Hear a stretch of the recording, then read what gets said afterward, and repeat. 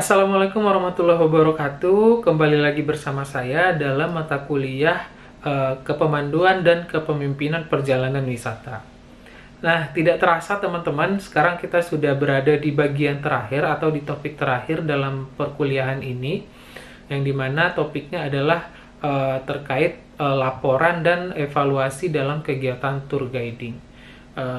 Saya harap kalian sudah siap untuk mengikuti perkuliahan ini. Kita langsung saja ke materinya.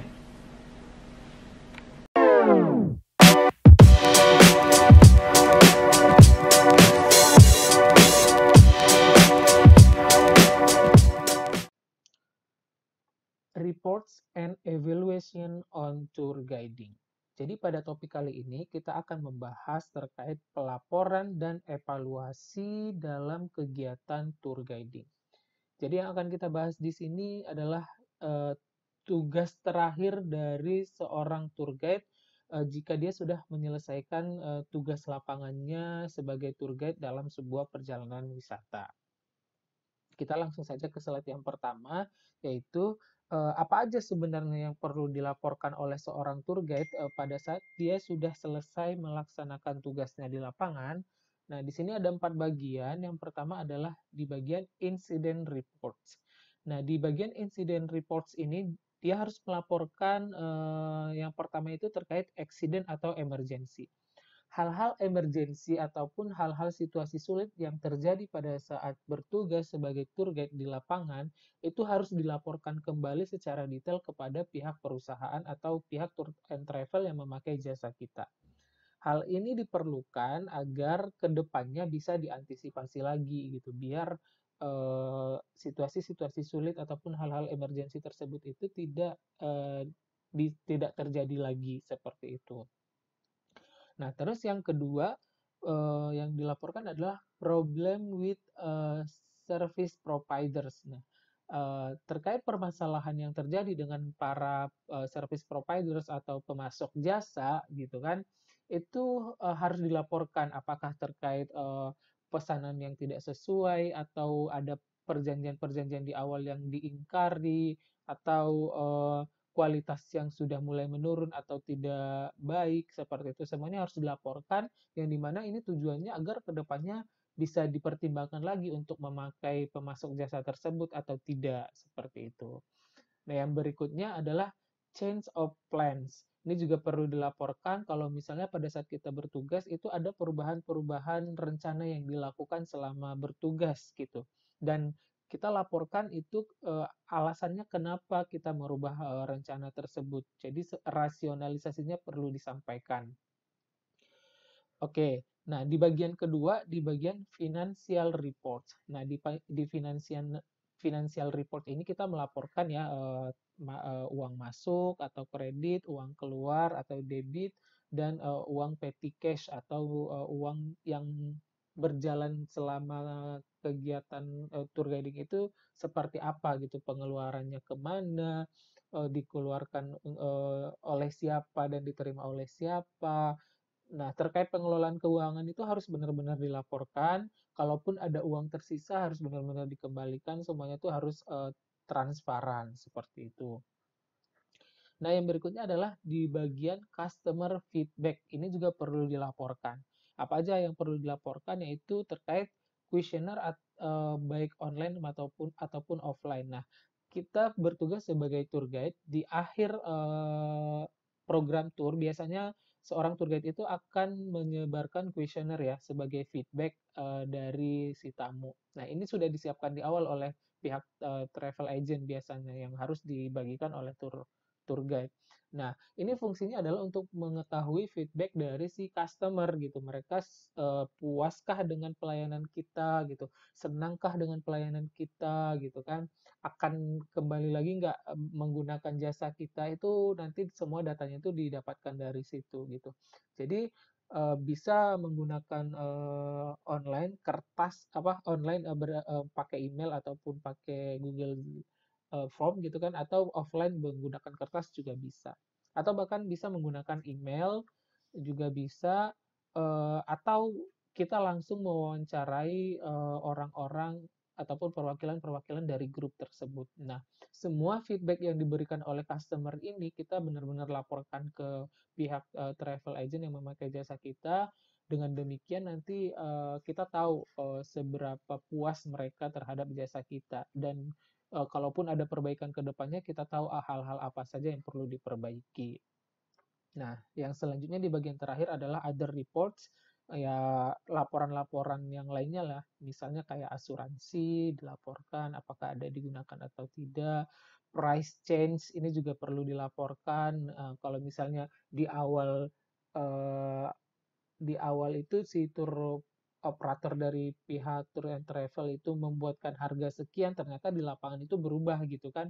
Misalnya kayak harga karcis untuk masuk objek wisata yang awalnya itu 30.000, ternyata di lapangan terjadi perubahan harga menjadi 35.000 gitu. Itu perlu dilaporkan hal-hal yang demikian agar nanti si pihak tour operator di kantor itu tahu untuk membuat budgeting tour ke depannya lagi gitu. Ya banyak ya, mulai kayak harga makan, harga objek wisata, harga hotel juga semua itu harus benar-benar dilaporkan. Dan yang berikutnya adalah new things atau hal-hal yang baru. Ini juga perlu dilaporkan. Misalnya kayak di suatu objek wisata ada yang baru nih di sini yang kayaknya cocok nih untuk ditawarkan di paket wisata berikutnya gitu kan. Terus di hotel juga misalnya ada pelayanan-pelayanan baru. Jadi di daerah tersebut juga kalau misalnya ada objek-objek wisata baru yang layak untuk ditawarkan jadi objek wisata. Nah, hal-hal tersebut itu perlu dilaporkan juga ke pihak tour operator agar kedepannya mereka lebih apa namanya, lebih adaptif lagi paketnya yang untuk ditawarkan kepada si tamu-tamu seperti itu. Jadi hal-hal inilah yang perlu dilaporkan oleh seorang tour guide jika dia sudah menyelesaikan tugasnya di lapangan. Oke, yang berikutnya ini merupakan salah satu format pelaporan keuangan ya dari seorang tour guide ke pihak tour travel. Nah, jadi di sini dibuat kayak bentuk Excel ya, tanggalnya, transaksinya apa, debit kreditnya, dan sisanya berapa gitu. Jadi ini merupakan salah satu format yang bisa dipakai. Nah, ini juga merupakan salah satu format ataupun metode yang bisa digunakan untuk mendapatkan respon dari atau feedback dari wisatawan terkait pelayanan yang kita berikan gitu. Kita bisa menggunakan skala Likert ya, mulai dari 1 sangat tidak setuju, 2 tidak setuju, 3 kurang setuju atau ragu-ragu, 4 setuju dan sangat setuju. Eh, Nah, skala Likert ini bisa kita berikan dengan kita membuat pertanyaan-pertanyaan, misalnya kayak apakah penampilan tour guide itu menarik. Nah, nanti dibuat pilihannya sangat setuju, tidak setuju, kurang setuju, setuju, atau sangat tidak setuju gitu. Semuanya itu dibuat skala Likert-nya. Nanti hasilnya ya bisa jadi bahan evaluasi buat si tour guide gitu. Nah, biasanya konten-konten pertanyaan yang dibuat dalam survei ataupun kuesioner itu ya mengandung kelima hal ini ya. Ini ada 5 variabel. Yang pertama itu kayak bukti langsung atau tangible. Indikatornya itu terkait kebersihan, keterampilan pramuwisata, terus penampilan pramuwisata. Yang bagian kedua, variabel kedua adalah empati. Nah, indikatornya terkait pramuwisata mampu memahami kebutuhan wisatawan, pramuwisata memberikan informasi yang jelas kepada wisatawan. Nah, dan selanjutnya sampai ke bagian kelima yaitu jaminan atau assurance yang dimana indikatornya terkait wisatawan percaya terhadap pramuwisata, pemahaman dan penguasaan bahasa, kesopanan pramuwisata dalam memberikan pelayanan.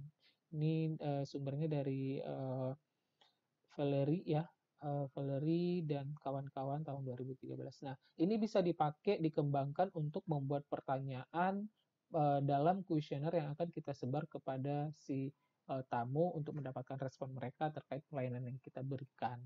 Nah, ini fungsinya adalah untuk mengetahui ya bagaimana tingkat pelayanan yang kita berikan dan kalau memang ada perbaikan apa yang harus kita perbaiki ke depannya.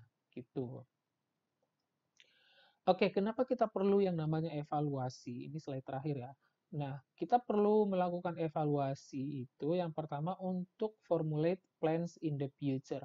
Jadi kita akan tahu hal-hal apa saja yang perlu kita rumuskan, yang perlu kita persiapkan untuk pelayanan ke depannya gitu. Jadi ya harus lebih baik lagi tentunya gitu. Terus yang kedua, increase mutual trust. Dengan adanya evaluasi, kita dapat meningkatkan saling percaya antara kita sebagai pihak penyedia jasa dan pihak tamu sebagai pemakai jasa gitu. Dengan adanya evaluasi tersebut ya semuanya itu semakin percaya gitu. Yang ketiga adalah maintain good relation. Ini juga untuk menjaga jalinan hubungan antara penyedia jasa dan pemakai jasa. Ya, evaluasi itu benar-benar untuk memperbaiki segalanya seperti itu. Kalau misalnya terjadi ketegangan atau terjadi perdebatan selama kegiatan tur, nah itu menjadi evaluasi dan pada saat evaluasi ini kita perlu perbaiki semuanya gitu. Dan yang terakhir adalah to know the result performance. Kita mengetahui performance kita atau pelayanan yang kita berikan itu seperti apa. Nah, ini menurut Sunyoto dalam Mangkunegara 2005. Tuh. Jadi itu kira-kira kenapa kita perlu melakukan yang namanya evaluasi dalam kegiatan tour guiding. Oke, itu dia materi hari ini cukup singkat ya karena tidak terlalu banyak subtopiknya. Jadi saya harap kalian paham dan kalau memang ada yang kurang jelas nanti kita bisa diskusi di kelas Zoom. Oke, sekian saya akhiri. Wassalamualaikum warahmatullahi wabarakatuh.